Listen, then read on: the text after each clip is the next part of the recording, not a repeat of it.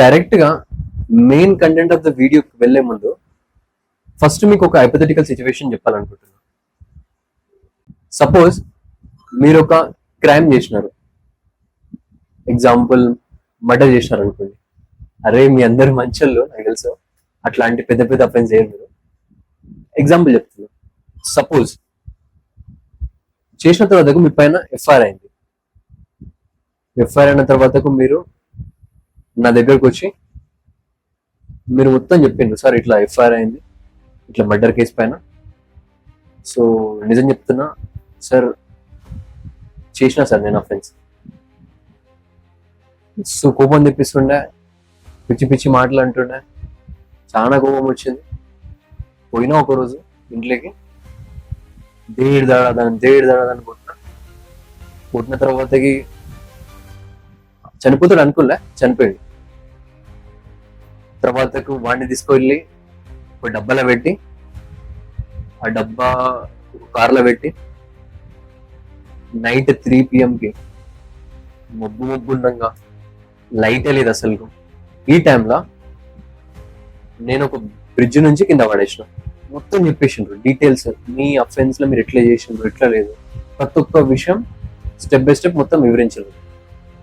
నేను అట్లా స్టాచ్యూ లాగా వింటూనే ఉన్నాను. ఓకే ఓకే అని చెప్పేసి మొత్తం విన్న తర్వాత all of a sudden for the surprise నేను అంటున్నా, మీ దగ్గర నా దగ్గర మస్తు కేసెస్ ఉన్నాయి, నాకు టైం లేదు మీ కేసు తీసుకుంటా. కానీ వెళ్ళే ముందర ఇది నువ్వు ఏమేమి చేసినావు ప్రతి ఒక్కటి నాకు చెప్పినావు. సో నేను ఇవన్నీ విన్నా కాబట్టి నాకు తెలుసు నువ్వు ఎట్లా చేసినావు. సో ఇవన్నీ చెప్పి నేను కోర్టు ముందర పెడితే, ఇవన్నీ నువ్వు చెప్పిన ఎవిడెన్సెస్, నువ్వు చెప్పిన ప్రతి ఒక్క విషయాన్ని నేను విన్నాను. సో నేను వెళ్ళి కోర్టులో చెప్తాను యాజ్ అ విట్నెస్ అని మీకు బెదిరించి డబ్బులు అడుగుతాను, 10 లక్షలు, లేదంటే నువ్వు చెప్పినది మొత్తం నేను కోర్టులో చెప్తాను. ఒక్కసారి ఇది సిచ్యువేషన్ అజ్యూమ్ చేసుకోండి, ఎట్లా ఉంది? అమ్మో కదా. సో ఇలాంటి సిచ్యువేషన్ నిజంగా అంటే అవుతుందా, అవ్వచ్చా అనేది ఈ వీడియోలో మాట్లాడుకోబోతున్నాం. సో స్టార్ట్ చేద్దాం, మన స్టోరీలోకి వచ్చేద్దాం, బ్యాక్ టు అవర్ స్టోరీ.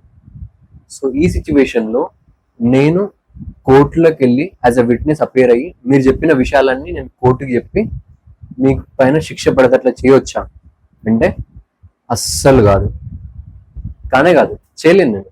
ఎందుకంటే సెక్షన్ 132 భారతీయ సాక్ష్య అధినియం 2023 ఏం చెప్తుందంటే, ఒక అడ్వకేట్ మరియు ఒక క్లయింట్ వీరిద్దరి మధ్య జరిగే కమ్యూనికేషన్ ని ఒక ప్రివిలేజ్ కమ్యూనికేషన్ అంటారు. ఈ ప్రివిలేజ్ కమ్యూనికేషన్ అంటే ఏదైతే కమ్యూనికేషన్ ఇద్దరి మధ్య అవుతుందో in the course of legal service. మీరు నా దగ్గరికి ఎందుకు వచ్చిండ్రు, పర్పస్ ఏంది? మీ పర్పస్ లీగల్ సర్వీస్ నా నుంచి తీసుకోవడమే కదా. సో ఈ కోర్సులో జరిగే ఏ కమ్యూనికేషన్ అయినా, ఆ కమ్యూనికేషన్ ని పేరిందంటే ప్రివిలేజ్డ్ కమ్యూనికేషన్. సో ఎప్పుడైనా గుర్తుపెట్టుకోండి, ప్రివిలేజ్ కమ్యూనికేషన్ అనేది ఎక్కడ లీక్ చేయకూడదు. ఇంకోటి, కోర్టులో కూడా నేను యాజ్ అ విట్నెస్ వచ్చి మీ పైన నేను చెప్పకూడదు. ఇది rule as per the section 132 of Bharatiya Sakshya Adhiniyam. So tension free advocate ఇప్పుడు నేను చెప్పే ప్రతి ఒక్క విషయాలని కోర్టులో వచ్చి చెప్పలేడు, ఏం చేయనిక రూల్ లేదు. Okay, tension free. నెక్స్ట్ మీకు ఇంకో డౌట్ కూడా రావచ్చు, ఓకే అడ్వకేట్ అయితే చేయలేడు, సో అదే అడ్వకేట్ ఆఫీస్ లో క్లర్క్స్ ఉంటారు, ఎంప్లాయీస్ ఉంటారు. వీళ్ళు సపోజ్ నేను చెప్పేటప్పుడు వాళ్ళు కూడా విన్నారు అనుకోండి, వీళ్ళు నాకు విట్నెస్ లెక్క, నాకు అగేన్స్ట్ గా విట్నెస్ లకు రావచ్చా కోర్టులే కంటే? వాళ్ళు కూడా రాలేరు. ఎందుకంటే అదే సెక్షన్ లో సెక్షన్ 132 సబ్ క్లాస్ 3 లో ఏం చెప్పిందంటే, not only advocate but also as employees and clerks వీళ్ళు కూడా ప్రివిలేజ్ కమ్యూనికేషన్ కిందకి వస్తుంది. సో వీళ్ళు కూడా మీకు మీ పైన అగేన్స్ట్ గా వచ్చి మీరు కోర్టులో చెప్పే అధికారం లేదు వాళ్ళకు. ఓకే, ఒకవేళ వాళ్ళు చెప్పిన ఆ ఎవిడెన్స్ ఇన్అడ్మిసిబుల్. సో ఇది గుర్తుపెట్టుకోండి. కానీ దీనికి కూడా కొన్ని ఎక్సెప్షన్స్ ఉన్నాయి, ఇది చాలా గుర్తుపెట్టుకోండి, ఇది చాలా ఇంపార్టెంట్. ఎక్సెప్షన్స్, ఈ ఎక్సెప్షన్స్ ఏంటంటే, సపోజ్ మీరు కోపం వచ్చిందని చంపేసి, ఓకే తర్వాతకు నెక్స్ట్ అతన్ని కూడా మీరు ఏం చేసినారు అంటే చంపిండ్రు, లేదంటే సంథింగ్ అఫెన్స్ చేసినారు. వకీల్ సాబ్ నీకు తెలుసా, ఫస్ట్ ఒక్కడిని చంపింటి కదా, మళ్ళీ ఈరోజు కోపం వచ్చింది, మళ్ళీ ఇంకోటి చంపిన ఈరోజు అని చెప్పిన. ఇది వినేది నేను విట్నెస్ లకు వచ్చి కోర్టులో చెప్పొచ్చా అంటే అబ్సల్యూట్ గా చెప్పొచ్చు. ఎందుకంటే ఇది నా లీగల్ సర్వీస్ తీసుకున్న తర్వాతకు నువ్వు ఫర్దర్ గా ఇంకొక లీగల్ క్రైమ్ చేసినావు, అవునా కదా. సో దీనిపైన నేను విట్నెస్ లకే చెప్పే అవకాశం ఉంది. And law also allow me to say this thing.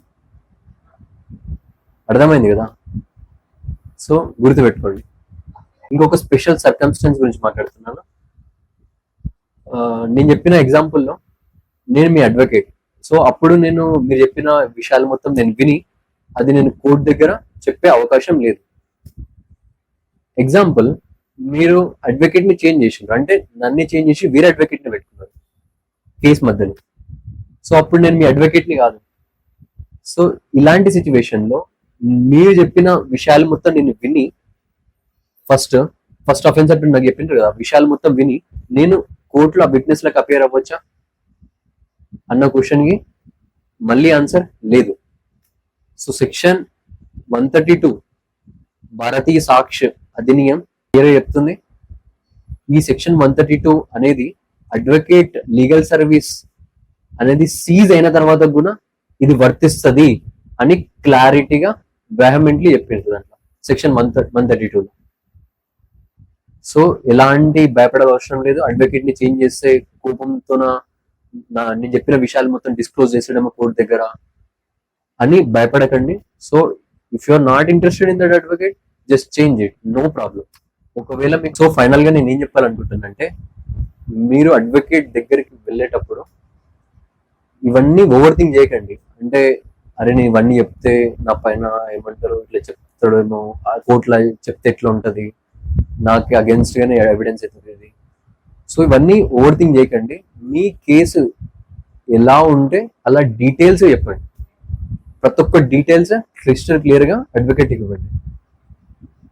మీరు ఎంత డీటెయిల్స్ ఇస్తే మీ లీగల్ డిఫెన్స్ ని తయారు చేయడంలో అడ్వకేట్ కి చాలా హెల్ప్ అవుతుంది. సో ఇది మీ ఫేవర్ గానే వర్క్ అవుతుంది. సో మీరు భయపడనట్ల